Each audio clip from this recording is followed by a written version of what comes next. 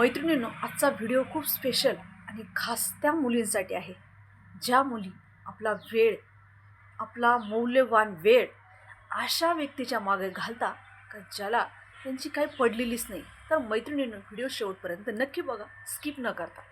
तर कसं असतं ना, एखादा मुलगा जर तुमच्यावर खरं प्रेम करत असेल ना, तो तुमचे गुण आणि दोष यासहित तुम्हाला स्वीकारतो. परंतु एखादा मुलगा जर फक्त टाईमपास करत असेल ना, त्याला तुमच्यामध्ये फक्त दोषच दिसतील. तुमच्या कुठल्याच बोलण्याला तो किंमत देणार नाही. आणि जर तुम्ही त्याला बाय चान्स लग्नाची मागणी घातली तर तो टाळाटाळ कराल. मी तयार नाही आहे, माझ्या घरचे तयार नाही. सगळ्यात महत्त्वाचा मुद्दा तो सांगत, तुझी आणि माझी जात वेगवेगळी, आमच्या घरचे लोक परमिशन देत नाही. जो मुलगा जात पात गरिबी श्रीमंत बघून प्रेम करतो ना, तो मुलगा खरं प्रेम कधीच कुणावर करू शकत नाही. आणि तुम्ही अशा मुलासाठी तुमचा मौल्यवान वेळ वायाला घालवतात.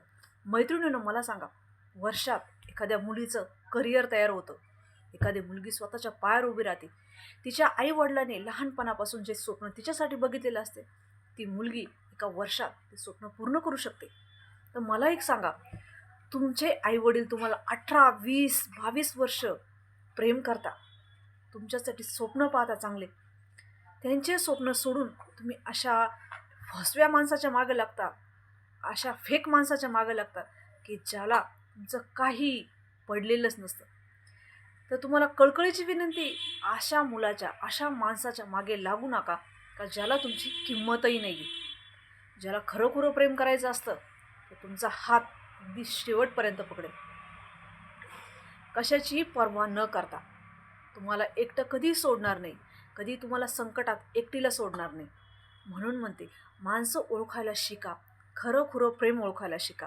आणि सगळ्यात महत्त्वाचा मुद्दा म्हणजे तुम्ही तुमचा मौल्यवान वेळ, शिक्षणाचा वेळ, करिअर करण्याचा वेळ अशा लोकांसाठी न दवडता स्वतःवर फोकस करा, स्वतःवर विश्वास ठेवा आणि स्वतःच्या पायावर उभं राहा.